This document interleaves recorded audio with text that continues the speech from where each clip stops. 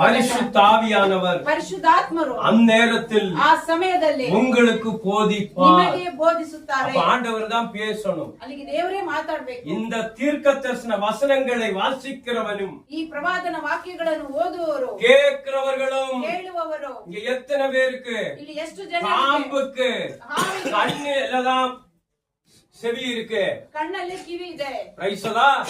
அதுக்கு காது இல்ல, கண்ணுல தான் இருக்கும். அது ಕಿವಿ ಇಲ್ಲ, ಕಣ್ಣಲ್ಲಿದೆ. Praise the Lord. உங்களுக்கு ನಿಮಗೆ விரியன் பாம்பு குட்டின்னு என்ன அர்த்தம்? ಸರ್ಪದ ಮರಿಗಳಂದ್ರೆ ಏನ್ ಅರ್ಥ? அதுக்கு காது, ಅದಕ್ಕೆ ಕಿವಿ.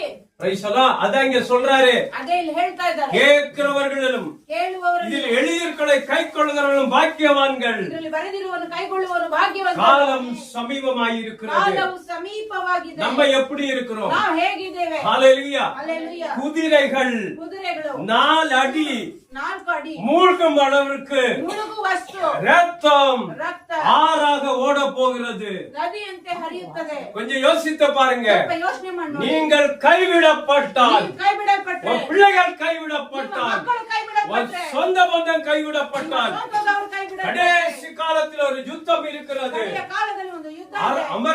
அர்மகதோன் யுத்தம். ಆರ್ಮೆಗೆದೋನ್ ಯುದ್ಧ. இந்த யுத்தத்தில் ಈ ಯುದ್ಧದಲ್ಲಿ கைவிடப்பட்டால் ಕೈಬಿಡಲ್ಪಟ್ಟರೆ சுமார் 185 மைல் 185 ಮೈಲ್ಗಳಷ್ಟು 302 கிலோமீட்டர் 302 ಕಿಲೋಮೀಟರ್ இங்க இருந்து நீங்க கணக்கு போடுங்க. ಇಲ್ಲಿಂದ ನೀವು ಲೆಕ್ಕ ಹಾಕಿ. அத்தனை அளவுக்கு ಅಷ್ಟು ಅಳತೆ ரத்தம் ஆறா ஓடுமா? ರಕ್ತವು ನದಿಯಾಗಿ கொஞ்சம் ಹರಿಯುತ್ತದೆ. சிந்தித்து பாருங்க. ಸ್ವಲ್ಪ ಯೋಚನೆ ಮಾಡಿ ನೋಡಿ. எத்தனை பேருக்கு அந்த தேவ பயம் வரணும்? ಎಷ್ಟು ಜನರಿಗೆ ಆ ದೇವರ ಭಯ ಬರಬೇಕು? வெளிப்பாடு 14 17 18 ಪ್ರಕಟಣೆ 14 17 18 ಮತ್ತೊಬ್ಬ ದೇವದೂತನು ಪರಲೋಕದಲ್ಲಿರುವ ದೇವಾಲಯದೊಳಗಿಂದ ಬಂದನು. ಅವನಲ್ಲಿ ಸಹ ಹದವಾದ ಕುಡುಗೋಲು ಇತ್ತು. ತರುವಾಯ ಬೆಂಕಿಗೆ ಅಧಿಕಾರಿಯಾದ ಇನ್ನೊಬ್ಬ ದೇವದೂತನು ಯಜ್ಞವೇದಿಯ ಬಳಿಯಿಂದ ಬಂದು ಆ ಹದವಾದ ಕುಡುಗೋಲಿನವನಿಗೆ, ನಿನ್ನ ಹದವಾದ ಕುಡುಗೋಲನ್ನು ಹಾಕಿ ಭೂಮಿಯ ದ್ರಾಕ್ಷಿ ಗೊಂಚಲುಗಳನ್ನು ಕೊಯ್ಯಿ, ಅದರ ಹಣ್ಣುಗಳು ಪೂರ ಮಾಗಿವೆ ಎಂದು ಮಹಾ ಶಬ್ದದಿಂದ ಕೂಗಿದನು. ஹalleluya.